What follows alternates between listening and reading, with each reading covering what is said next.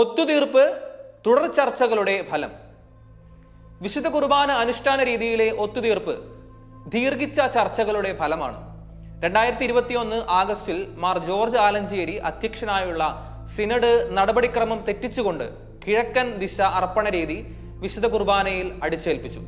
പ്രസ്തുത സിനഡ് മുമ്പ് ആയിരക്കണക്കിന് നിവേദനങ്ങൾ വൈദികരും സന്യസ്തരും അൽമായരും 60 വർഷമായുള്ള ജനാഭിമുഖ കുർബാന അർപ്പണ രീതി നിലനിർത്തുവാൻ ആവശ്യപ്പെട്ടുകൊണ്ട് സിനഡിന് നൽകിയിരുന്നു. ഈ നിവേദനങ്ങൾ സ്വീകരിച്ച് അവരെ ശ്രവിക്കാൻ സിനഡ് ഒരുക്കമായിരുന്നെങ്കിൽ സഭയിലെ തകർച്ച ഒഴിവാക്കാമായിരുന്നു. എന്നാൽ ഒരു നിവേദനവും സിനഡ് പരിഗണിച്ചില്ല. 1950കളിൽ നമ്മുടെ സഭയിൽ ആരംഭിച്ച കൽദായ അധിനിവേശം മാർ പൗവത്തലിന്റെ കാലഘട്ടത്തിൽ തീവ്രമായി. മെത്രാൻ നിയമനത്തിന്റെ യോഗ്യത കൽദായ താല്പര്യം മാത്രമായി. ക്രമേണ സിനഡിൽ കൽദായ പക്ഷം മൃഗീയ ഭൂരിപക്ഷമായി. മാർ ജോർജ് ആലഞ്ചേരി മേജറാകുമ്പോൾ ജോലി വളരെ എളുപ്പമായി. സിനഡിൽ അജപാലന താല്പര്യം മാത്രം പാടുള്ളൂവെന്ന് രണ്ടാം വത്തിക്കാൻ സൂനഹദോസ് ആവശ്യപ്പെട്ടിരുന്നു. നിർഭാഗ്യവശാൽ ഇപ്പോഴത്തെ നമ്മുടെ സിനഡിൽ കൽദായ താല്പര്യം മാത്രമേ സംരക്ഷിക്കപ്പെടുന്നുള്ളൂ.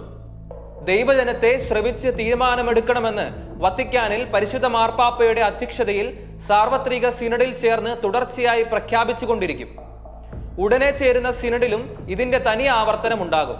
എന്നാൽ നമ്മുടെ സിനഡ് ഞാനൊന്നും അറിഞ്ഞില്ല രാമായണ എന്ന മട്ടിൽ മഹറോൻ കൽപ്പന പുറപ്പെടുവിച്ച് രസിച്ചുകൊണ്ടിരിക്കും. 1/7/2024 മേജർ ആർച്ച് ബിഷപ്പും അപ്പസ്റ്റോലിക് അഡ്മിനിസ്ട്രേറ്ററും ഒപ്പിട്ട് പുറപ്പെടുവിച്ച ഔദ്യോഗിക രേഖയിൽ എറണാകുളം അങ്കമാലി അതിരൂപതയിൽ ചില വ്യവസ്ഥകൾക്ക് വിധേയമായി ജനാഭിമുഖ കുർബാന നിയമാനുസൃതമായി ഉത്തരവുണ്ടായി. ഇത് 26/11/2021 മെത്രാപ്പോലിത്തൻ വികാരിയായിരുന്ന മാർ ആന്റണി കരിയലും മോൺസിഞ്ഞോർ ആന്റണി നരികുളവും റോമിലെത്തി പരിശുദ്ധ ഫ്രാൻസിസ് മാർപ്പാപ്പയെ കണ്ട് സംഭാഷണം നടത്തി തുടക്കം കുറിച്ച ആവശ്യത്തിന്റെയും അനവധി തുടർ ചർച്ചകളുടെയും ഫലമാണെന്ന് നിസ്സംശയം പറയാം. 1992 മുതൽ ജനാഭിമുഖ കുർബാനയ്ക്കായി നമ്മുടെ സഭയിൽ ശബ്ദമുയർന്നിരുന്നു. വൈറ്റ് കമ്മീഷൻ 1992 സന്ദർശനം നടത്തുമ്പോൾ സീറോ മലബാർ സഭയിലെ എല്ലാ രൂപതകളും ജനാഭിമുഖ കുർബാന നിലനിർത്തുവാൻ നിവേദനങ്ങൾ നൽകിയിരുന്നു. ഇപ്പോൾ എറണാകുളം അങ്കമാലി അതിരൂപതയ്ക്ക് നൽകിയിട്ടുള്ള നിയമാനുസൃതമായ അനുവാദം സിനഡ് ശരിയായ പാതയിലേക്ക് വരുന്നുവെന്നതിന്റെ സൂചനയാണ്. എന്നാൽ ജനാഭിമുഖ കുർബാന ഒരു ലിറ്റർജിക്കൽ വേരിയന്റായി പ്രഖ്യാപിക്കുമ്പോൾ മാത്രമേ സിനഡാലിറ്റി എന്ന പദം ലക്ഷ്യം നേടൂ.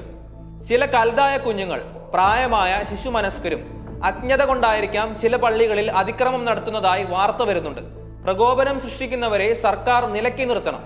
സ്വന്തം വിയർപ്പും ചോരയും നൽകി പള്ളികൾ പണിതുയർത്തുകയും സംരക്ഷിക്കുകയും ചെയ്യുന്ന ഇടവകാംഗങ്ങൾക്ക് ഇവരുടെ ഉപദേശം ഇപ്പോൾ ആവശ്യമില്ല.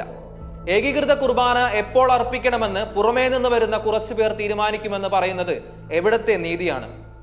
ഓരോ ഇടവകയിലും തീരുമാനമെടുക്കുവാൻ ചില സംവിധാനങ്ങളുണ്ടെന്ന് മനസ്സിലാക്കുന്നതിലാണ് സംസ്കാരം വാഴ്ച നടത്തുന്നത്.